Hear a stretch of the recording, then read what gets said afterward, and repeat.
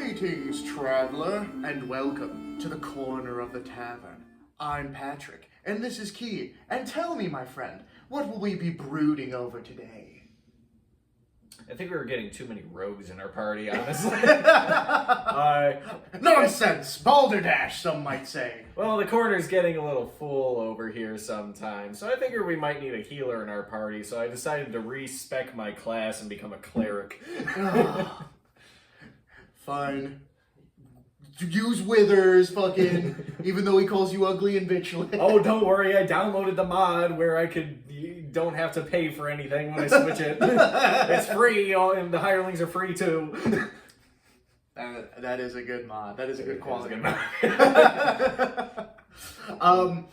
But so, tell me, what is, since you've changed your class, what would you say your favorite class to, play in Dungeons & Dragons? So honestly, it would actually come down to a draw between rogues and clerics. Mm-hmm. Specifically because I just enjoy the play style that both tend to offer, and they both naturally fit with how I tend to engage with whatever scenario I'm in. Because I usually prefer like a stealthier approach or something along those lines, where I kind of scout out an area beforehand. You've played with me, I pretty much stealthily open every door before I open it. Yeah. Actually open it. What was your one character, not to cut you off, but what was your one character who he was a ranger, but you tried to play him as a rogue, but it was 3.5 and he didn't have any of the necessary proficiencies? What was his name again? He did actually have good stealth, that's why I kept using it. Man, what was his name? We were not attached to those characters. We were not. Yeah, no. They faded into obscurity. Man, I would have to try and pull up the character sheet for that, because I do. It was something the wolf, right? Oh yeah, Silas. Silas the wolf. That's what it was. Yeah, Silas the wolf and McDowell. Or no, it was Silas the fox. Silas the fox. Yeah. Yeah, the archer who could only hit things from a close range. Yeah, he had the close range bonus. He was within melee range, just shooting a short bow. He had really bad eyesight. I kind of added that to the canon of the character. Yeah, and then I was McDowell, the barbarian with a strength of +2. Yeah. Yeah, he was only effective when he raged, and even then it was just he had normal strength levels for what you would expect of a barbarian. Yeah, no, he was Great climber though, great climber. Great climber. Too bad that literally never factored into anything ever. Yeah, other than climbing down the rope at first to get into the Sunless Citadel, I think was the only time. Which, by the way, I think I had a climb skill of 30, and it, the DC check was 5. Yeah. It was an extremely... Hey, man, you should have just started scaling walls and jumping off them. Yeah, Spider-Man style. Dude, and then I fell down a flight of stairs and broke my ankle. Yeah. That was the worst. Which then also feeds into what I do like about the playing as a cleric class is I get to be the resident healer. So in case we do take any kind of damage like that, or if people are wearing out in combat, you can give them a boost and heal them up. Because regardless, whatever I play, I do tend to play at some kind of a range. Mm-hmm. So whether it be a rogue or a ranger or something, I'm still usually centered more around a bow and kind of pick people off from a more strategic standpoint. Yeah. Same thing obviously if I'm a cleric or a wizard or something. I do caster characters. So again, you can kind of back it up and see the whole situation in one go. Yeah. And that's something that I really enjoy that the cleric class lends itself to is a battlefield control, essentially. I really enjoy that aspect of it, where you kind of feel you're puppeteering an encounter on I wouldn't say on par with the DM, but it in the players. It's a blue deck in Magic. It's the control deck. I guess I don't know. I don't know Magic. New topic for discussion. We're talking about Magic now. Yeah, we're talking about Magic the Gathering, something I know absolutely nothing about. No, but it's just every color in Magic represents a different element, life, death, all that stuff. But blue represents control.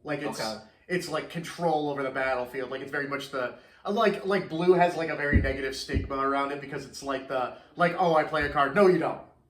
And that sounds fun. I would play blue deck. Yeah. Okay. Yeah. Exactly that. But essentially that, like, I'm kind of like going toe to toe with like the DM and their encounter a bit because it's like, you buff allies, debuff enemies. You can heal your party and kind of like take control back of the battlefield again from like an outside perspective. You're a bit like leaned back, you're not really up in the grime of it.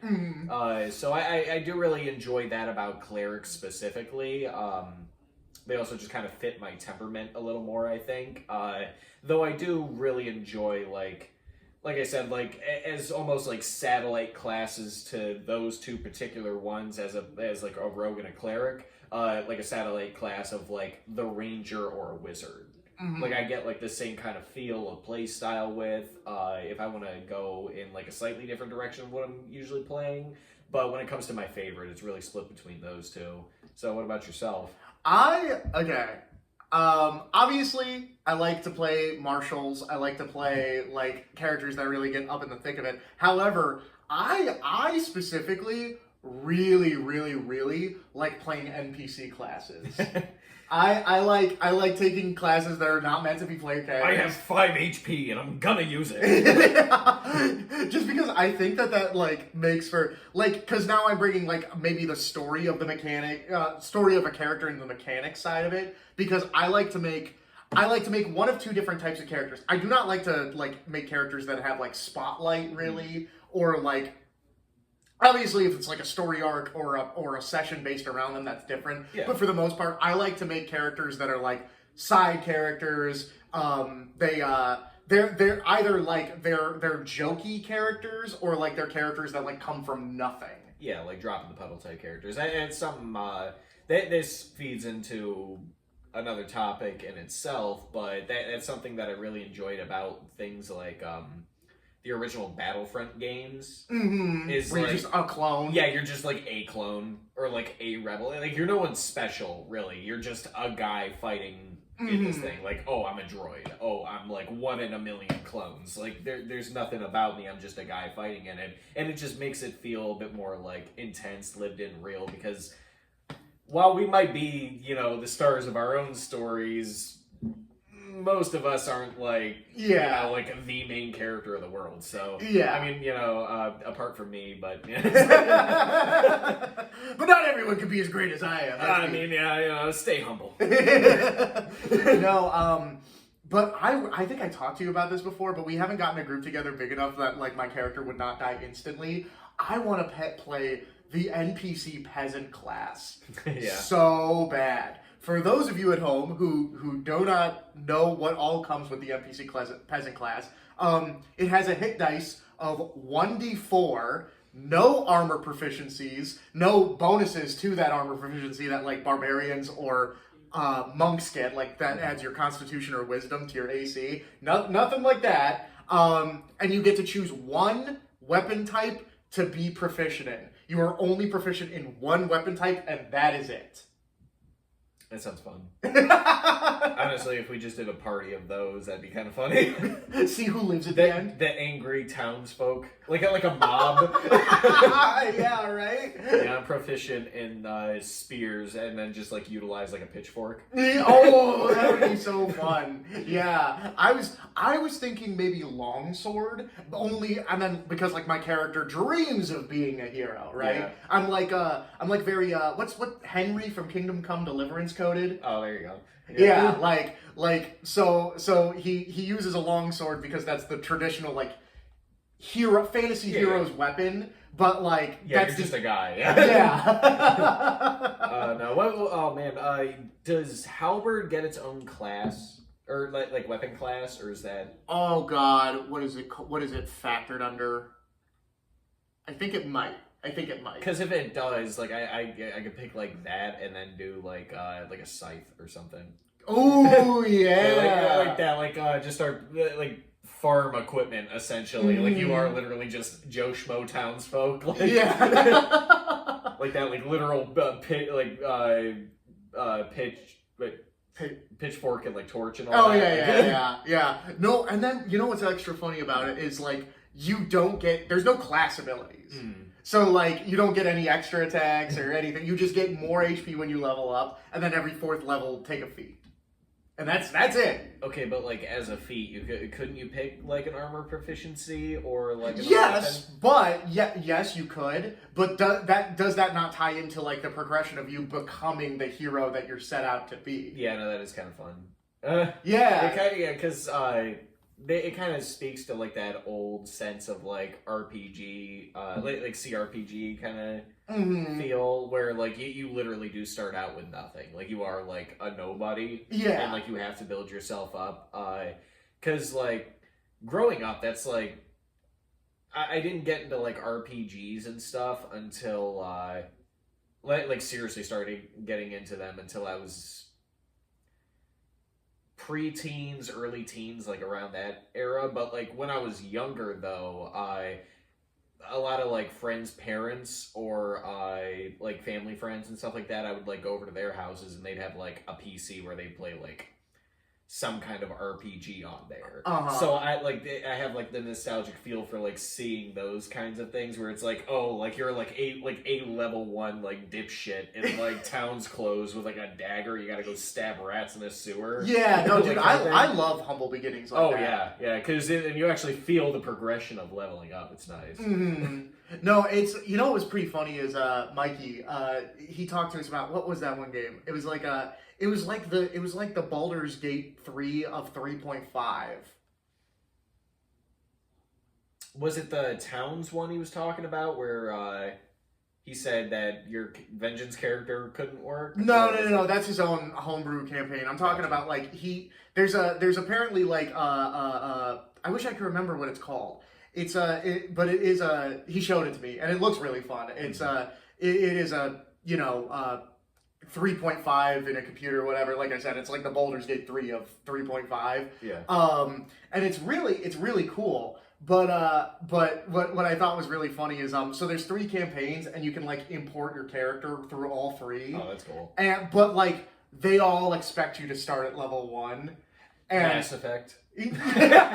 Well, the difference is that like, dude, it was so funny because like, so I guess in the first campaign I didn't see any of it, but like the idea is like, oh, you're part of like an adventurer's like training camp or whatever, and then shit goes awry and you have to like rise to the occasion or whatever. And it took him all the way from like level 1 to like level 16 or some crazy shit. Gosh. Yeah. And then he imported that character into the next campaign. And it was so fucking funny because he was starting at a level 16 character with like all of his epic level gear, and then like his the opening segment was the same but on a smaller scale because like it's like this one adventurer is like running like a small select few like people to train to be adventurers, and I'm like, oh, your guy went back to school. Like, yes. Yeah, and it's like, and so everyone else is like level 1, and it's like kobolds are invading, guys are dead. He's just like walking through them. Like, oh man.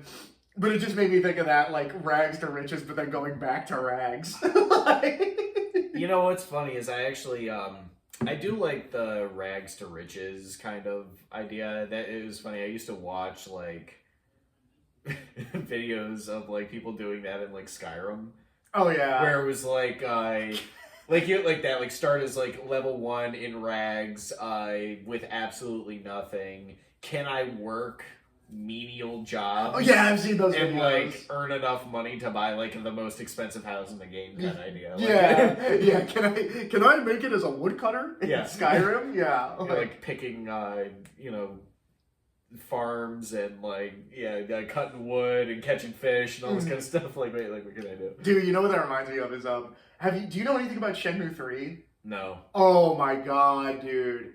This is off topic, but I have to tell you about this real quick because the talking about the woodcutting and shit like that. Dude, Shenmue 3 takes like you know how in Skyrim like, oh, that's a fun challenge that I get to choose to do that. In Shenmue 3 you don't get to choose to do that.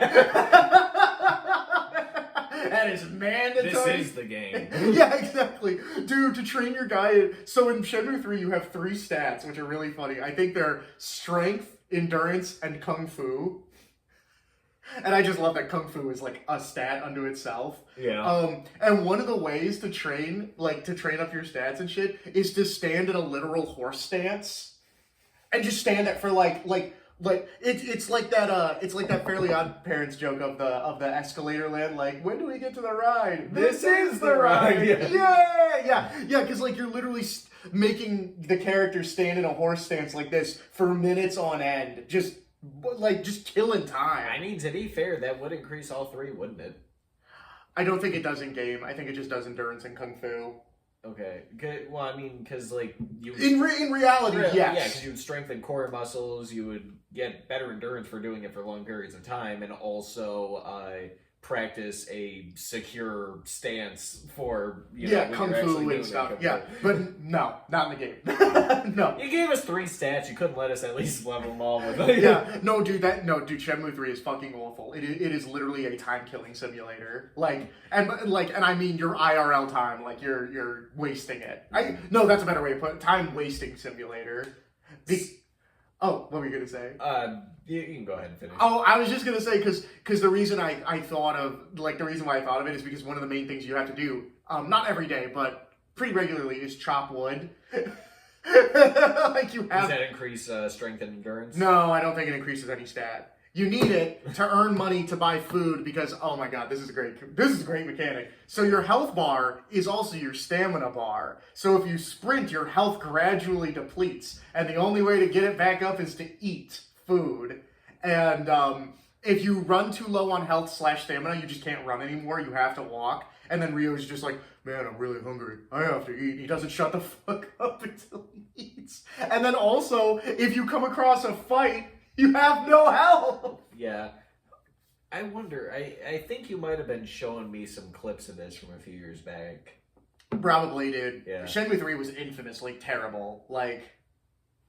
I'm gonna have to look it up. I think you did show me some of this. It wasn't even Yeek levels of funny, dude.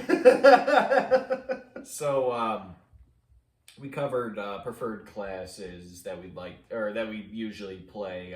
What are some that you would like to try more? Ranger, I would like to try.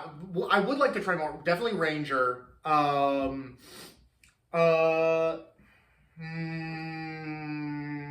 Hunter, because I've never actually played one, but the concept sounds like extremely interesting. Fear the old blood. Yeah. What else? Besides Ranger and Blood Hunter, I don't know. What about yourself? Garlic bread cleric. Garlic bread.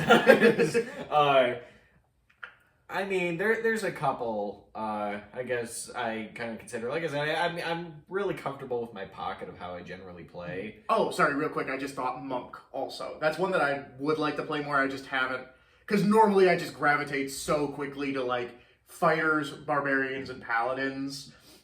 That's just what I played most of the time.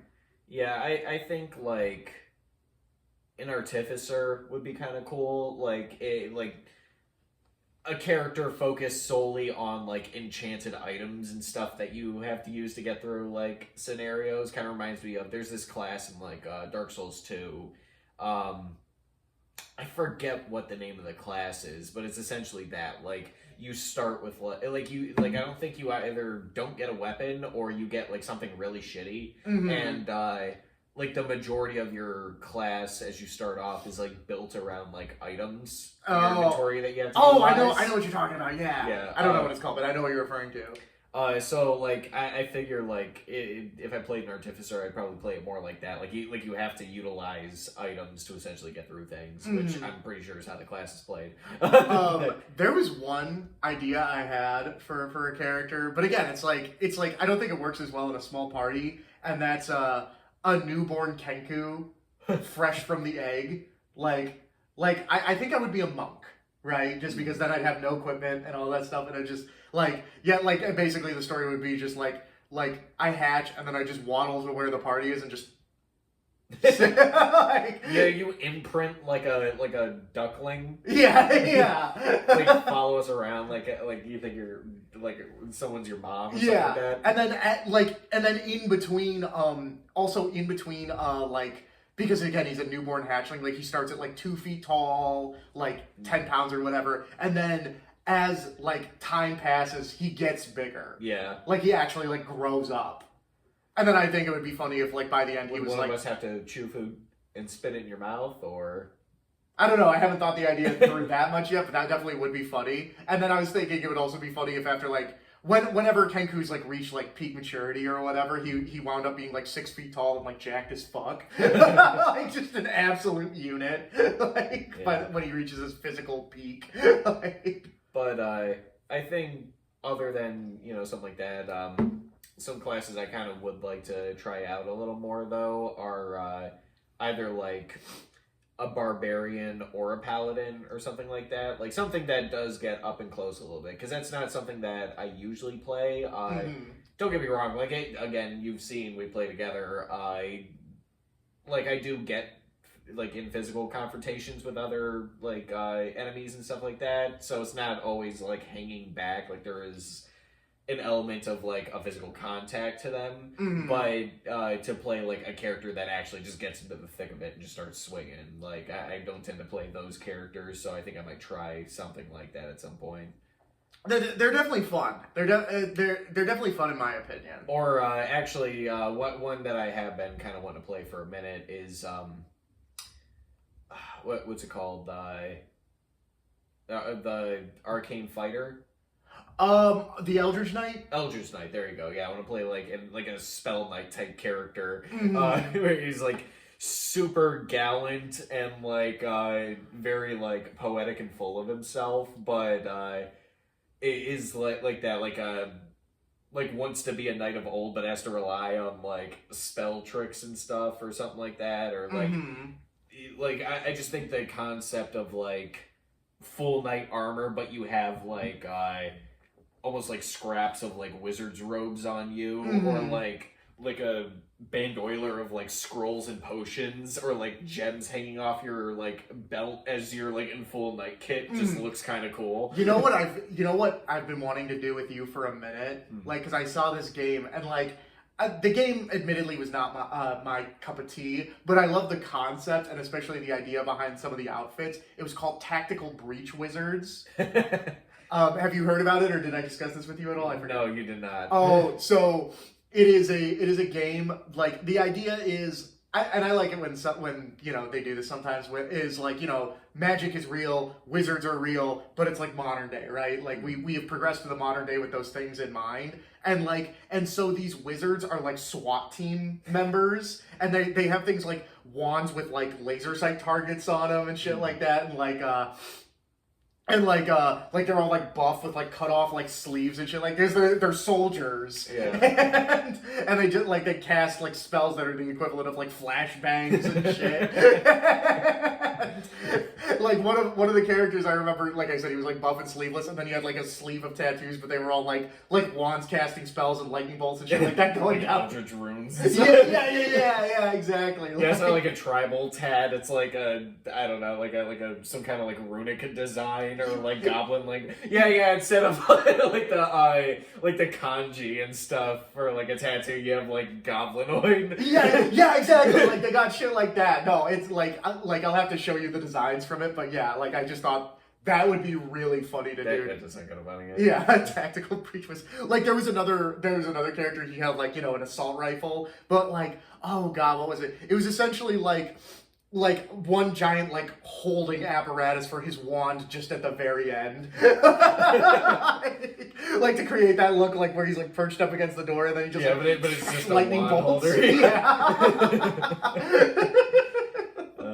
So if you had any classes that you'd rather not play, or just it's gonna be a while before you feel like getting to them, what are you thinking? Wizard, definitely. I'm not a big wizard boy.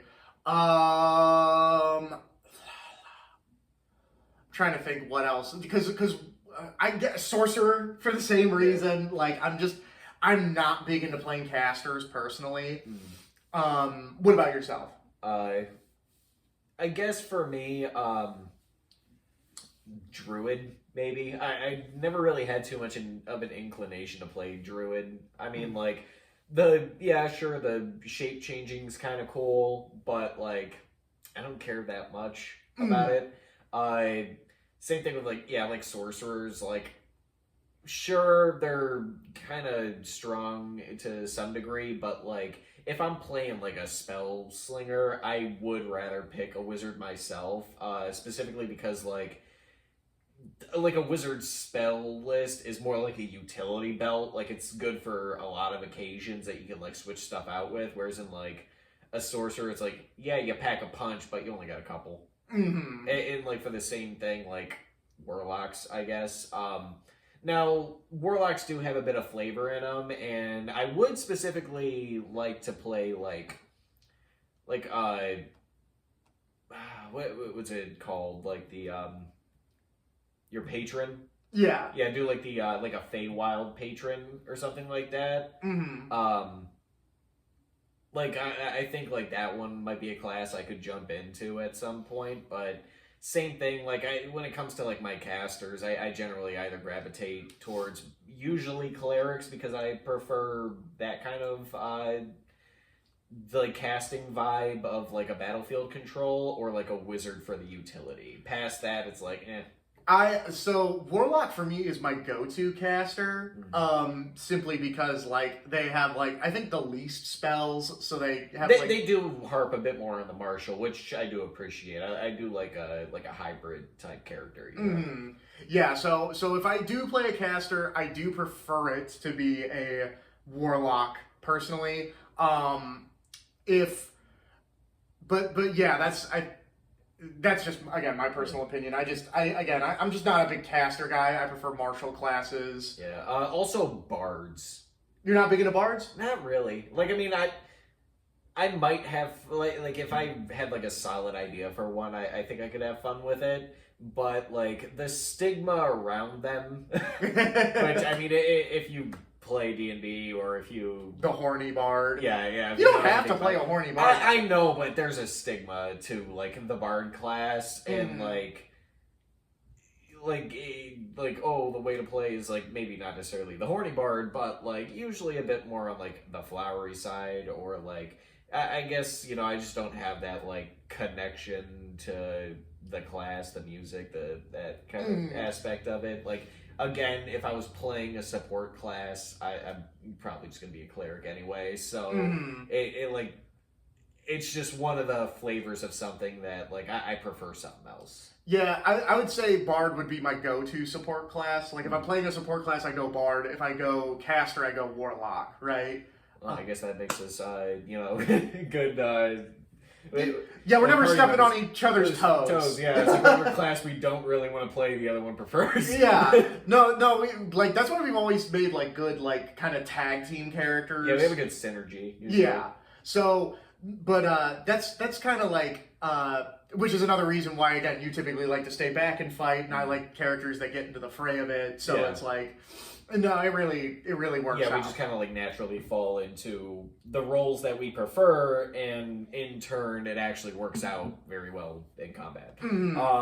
Yeah, I guess like another thing to like just kind of show where I'm sitting in like the caster area is that like campaign that you're running for Mikey and I, where it's the Dragon Age campaign. Like, my character, since in Dragon Age, like a spell caster, like a mage, is just like you have access to all spells, really. So it doesn't really differentiate between which ones you are.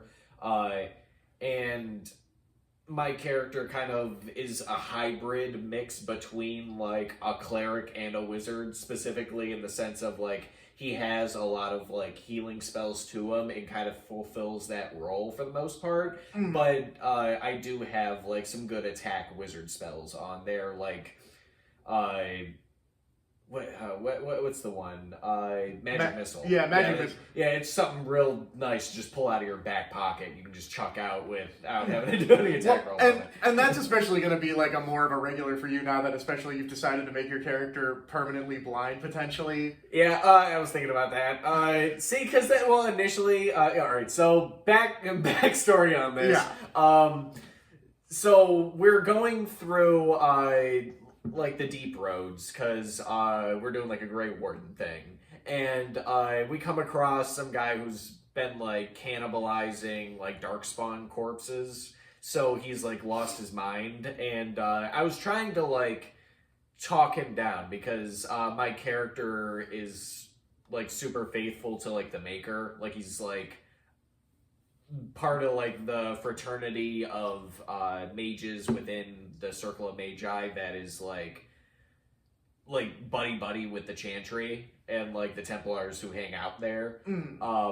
So super pious like cleric mage cross mix. And so I was trying to talk this guy down, and like even as I was taking these hits in combat, I wanted to like try and like I was trying to use hold person, and it wasn't working on him. I was gonna just try and hold person and then like have us leave. And there's a point where he like lunges at me and starts like clawing at my eyes. Now he doesn't gouge my eyes out, but he does claw them. Yeah, like he does that like 3 or 4 times. Like you take several hits that way. Yeah, no. I was down to like low HP, all from him just scratching me in the eyes. So, so we take like a rest afterwards because I've expended a couple of spell slots feudalously, like trying to like hold person. Yeah, none of them's working. I take like mass damage from like all these eye scratches. So we rest, and then like as we go to get up, it actually brought up a personal experience that I had from when I was younger. I actually had eye surgery, and after the fact, my eyes were like sealed closed, and like I was blind for a bit afterwards. So I was thinking like, oh hey, this guy took a lot of damage to his eyes. They weren't gouged out, but he took a lot of damage, at least to the extent of which I would have went through in surgery. So I figured, I'm like, yeah, although his eyes are healed, they're still sealed up, kind of thing. So we figured I was gonna be blind. Like I imposed this onto myself. It was not something that you did as a DM, but it's something that I figured I'd impose onto myself because I thought it would be a fun like flavor thing. I think I did give you the heads up that if you were going to do that, all site-based checks would be a disadvantage moving forward. And I was fine with that because I did like the flavor context of it though. So I was like, I was just gonna be blind at least until the next like long rest. I figured like until we fully rest again, then it would be like, oh, my eyes have healed enough to where I'd be able to see. I'm still debating on whether I want to do that because the thing is, I woke up, I'm like, yeah, man, my eyes are sealed. So I took like a piece of cloth and did like the whole like Daredevil. Yeah. Well, I was thinking even just like the prophet class from like Elden Ring. Oh, like it's like literally like that, like it was like a preacher with like the blindfold on. So I'm like a blind preacher kind of thing, and it was just like really fun to like role play because we were doing stuff like, we were talking to like a wounded dwarf, and I'm like, are you wounded? And he's like, yeah. And and then I told you as DM, I'm like, well, I'm blind, so I got like I'm going by like Sanders function. I'm like, oh yeah, no, yeah, I'm hurt. I'm like, so I'm like healing them and stuff, and it's like, I heard, dark spawn coming from there, and I'm like, oh, so I like gingerly reach out and like grab his arm and feel the direction generally of which he's pointing. Yeah. Like it was just really fun to just kind of like role play the fact that I was just a blind guy. Mm-hmm. And what was funny is like, he was actually pretty effective, like even still, like as like a blind man. Mm-hmm. So where we ended that session, we still had not rested yet. So when we hop back into it, I still will be blind. Yeah. And like I'm thinking on it in the meantime. I'm half tempted on leaving him like permanently blinded, because it is actually kind of fun. But regardless, he's got to be that way at least until the next long rest. Yeah, no, I think it's definitely fun, and I like the way you're playing him. Yeah.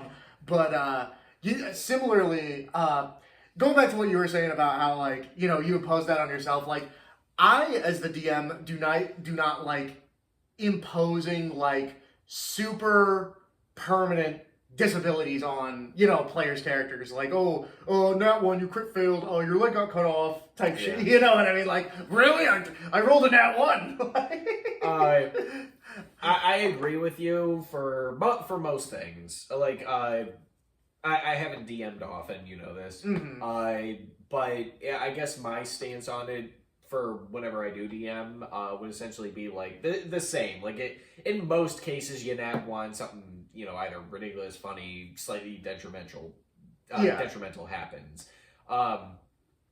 But I feel like if you are doing something that is very risky. Like you as a player actively tried to do something that is very risky, and you know that. Yeah. And then you nat one, you just got to suffer the consequences. No, I agree with that. And whatever that may be, reasonable to the encounter. You know, like you shouldn't say like, oh, and then like an asteroid falls out and it hits like a mile away, and you get like semi-nuked or something like that. Like I don't know, like you're gonna like do something like all like that, but you know, like, oh, you know, like, I don't have any kind of skill in, like, disarming traps or something, right? Mm-hmm. And, I'm gonna try and defuse a bomb. yeah, I'm gonna, like, defuse, like, a bomb or, like... And it's the kind that... like, Saw-esque trap or something like this. Like, and then you nat one, yeah, something bad's probably gonna happen, you know? Like, no, the most severe time I did anything like that...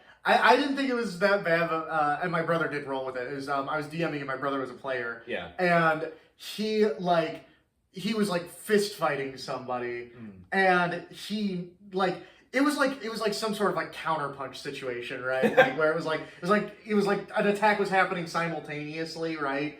And he nat one, and so I described that like basically like. The guy, like, knocked all his teeth out of his mouth, and he was like... And I meant that more as, like, flavor text, but he was like, really? He, like, fucking... yeah, I'm just gums now. Yeah, like, obviously not all his teeth, but, you know, yeah. Like, 5 teeth, like just, like, shatter out of his fucking face. And he rolled into it, because after the fight had concluded, he was like, well, I guess I picked my teeth up off the ground. to put back later. You know, something that, now that we talk about, you know, characters and stuff that we do generally want to play, again, obviously, you know, I've said this 20 times, dressed like one now, I like clerics. So, this is, you know, going back to our D&D session, I had already mentioned this to you before, we were kind of like in a discussion with this with like us and Mike. Was like, oh, what characters will we kind of want to play more? And I said I really wanted to try that, like, Cleric of Ilmater, take it seriously. Yeah. Because, you know, with our campaign, it just kind of fell into, like, oh, we were just doing it to have fun, which was fun, but I do want to seriously roleplay that character. Yeah. And, I was thinking something along the lines of, like, yeah, like, he's a Cleric of Ilmater, probably a life cleric, you know, something like a healing type thing, right? Yeah. Because that's kind of, like, more into, like, that deity's domain in Dungeons & Dragons. But, like, specifically for the character, I was thinking, like, doing a half-drow, who's, like, just like coated in scars and stuff, because the concept of like Ilmater clerics is that like regardless of who you are, like they are generally respected because like they'll go onto a battlefield to heal everyone. Doesn't matter who, doesn't matter what side. It could be like a war between some, I don't know, like some like goblins and some, you know, like people, right? Yeah. You go in and you heal both sides of who's wounded because you're supposed to take suffering out of the world, but also they end up taking that suffering onto themselves.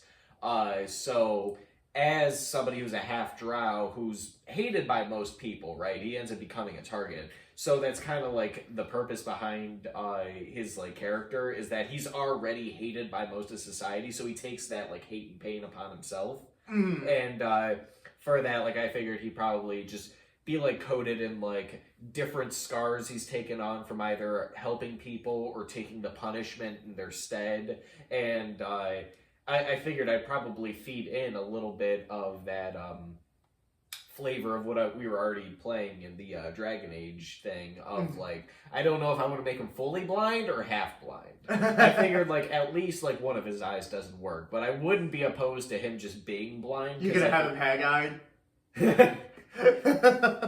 Yeah, no, it's a shame you can't take both in there, because the Hagai's the left and the Volo's eye is the right. It would be kind of cool to just be completely blind and then just have like two different colored. Like, I don't know why it doesn't let you. There's no reason not to. Yeah, no, it would be fun. Yeah. But Yeah, just kind of like had that like concept of like like he's been beat up kind of thing, but it kind of fits into that same like almost like Daredevil concept of like, oh, justice is blind kind of idea. Like he like, because the purpose of an Ilmater cleric is they don't care who it is that's hurt, they're there to help. He's literally blind to whoever it is. He's just helping for the sake of helping, and the world hates him. And like he ends up taking that upon himself because he is a half drow. I thought it would be kind of like a neat concept for a character. No, it is, and I do like that. You know who I want to return to? Who's that? Dupe. Dupe. Yeah, no, I like Dupe. so Dupe was like he started as a D&D character. He was in a Baldur's Gate character. And he was a barbarian, but specifically he was a grung, which for people who don't know, that is a monstrous frog race, and they're only like 2.5 to 3 feet tall and only weigh about like 30 pounds. And so I thought it would be really funny if like he was like 3 feet and a quarter and like 50 pounds. So like among his people, he's like, he's like massive. Yeah, he's like everybody else. He's still a little frog man. Yeah. And he wields a short sword, but to him it's like a great sword.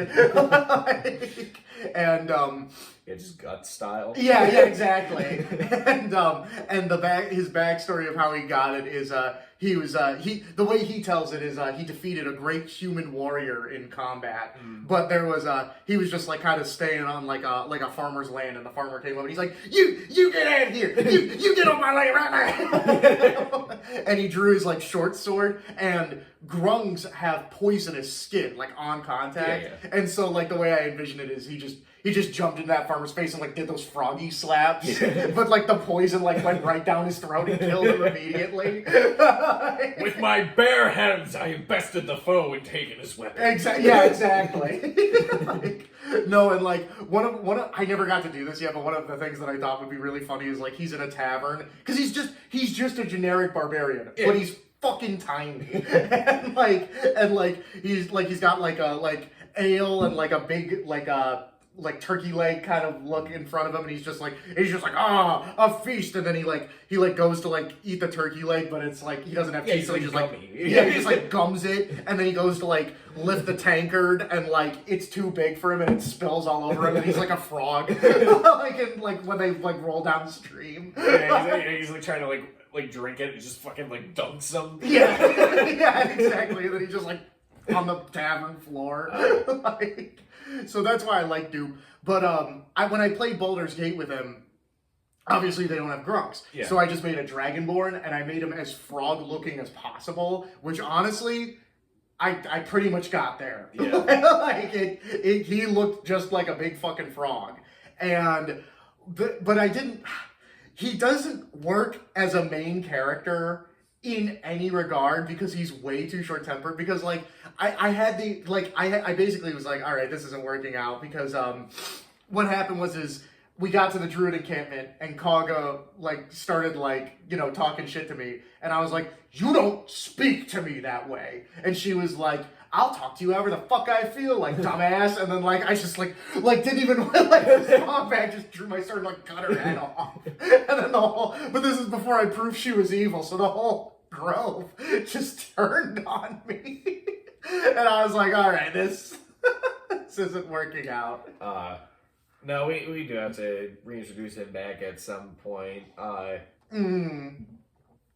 Again, like I said, I know I've been saying this for a minute, but I would really like to try and work out even like a one-shot campaign, just something to kind of get my feet wet back into it, because I wouldn't mind like DMing again. I do enjoy it. It's just a lot. Yeah, no, I don't know. I know you and Mikey have been saying you like it. I have not. I don't know. I've been feeling I've been kind of dropping the ball with the Dragon Age campaign. I don't know. Like I said, I've been enjoying it. I think it's just the story of it's been fine so far. For the sake of, so you guys all know we're on the same page, the story of the Dragon Age campaign is it's 100 years after the first Blight, and we are new initiates to the Grey Wardens. So we're like checking in on like Darkspawn activity and stuff like that. And you know, the story's been progressing pretty solidly, and Mike and I are just having a lot of fun with our characters. Okay. You know, Vestas still rests in my heart. Oh yeah, you're on character number 2 because you nat one to the joining. Yes. So that was one of the few times, just really quickly, like I said, like I did not want to penalize you for, like, because that's a severe penalty for nat one, but also I did not see any other outcome. Yeah, no, it had to happen. It was fine. I mean, I was cool with it. I was sad, but I was cool with it. It had to be.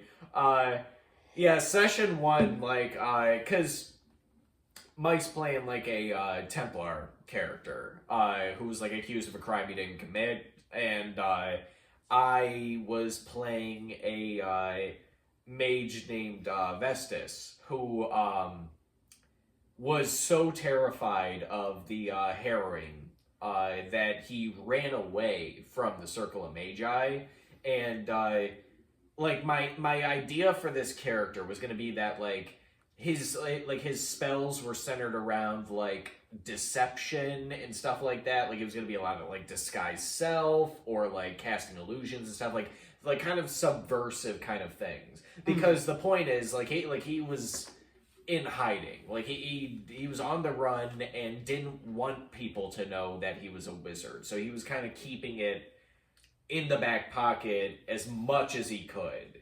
And for that, he was like a very like meek and skittish character, and both me and my man, we were like really like getting into our characters. Yeah, no, you guys had like a real thing going. Yeah, and there was like a really good like bonding between the two of us, and then we get to like the end of session 1, and I'm it's the joining ritual. Yeah, and I even stated beforehand, I'm like, I literally have nowhere else to go, because they're like, are you ready for the joining? And I'm like, I can't go back to the Circle of Magi. If I leave here, like, they're just gonna hunt me down and put me back in prison because I got caught stealing some food and just killed a bunch of guards on, like, breaking out. I have nowhere else to go. This is all I can do, so I will join the Grey Wardens. And then I nat 1 drinking the Darkspawn blood and, like, instantly die.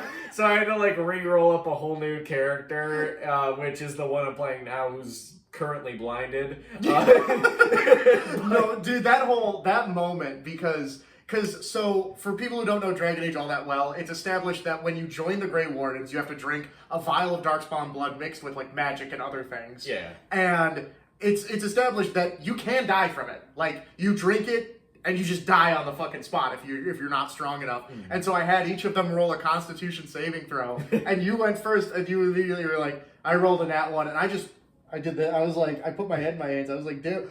I was like, what am I gonna do here? Yeah. I even tried to like ask for an appeal. I'm like, can I like roll with an advantage or something, or like whatever? It's like, and realistically, you did tell me no, because like. Yeah. Like, not only was I, like, a wizard, so I wasn't very hardy in my constitution anyway, but also I just taken a lot of damage in, like, the battle that we had just done. Yeah, you literally just got gored by a monster. Yeah, so, like, 5 minutes ago. So I was not in good shape, so it would have not made any sense for me to have any kind of, like, advantage on my constitution. Yeah, it would have been, like, pure divine intervention, like, at that point.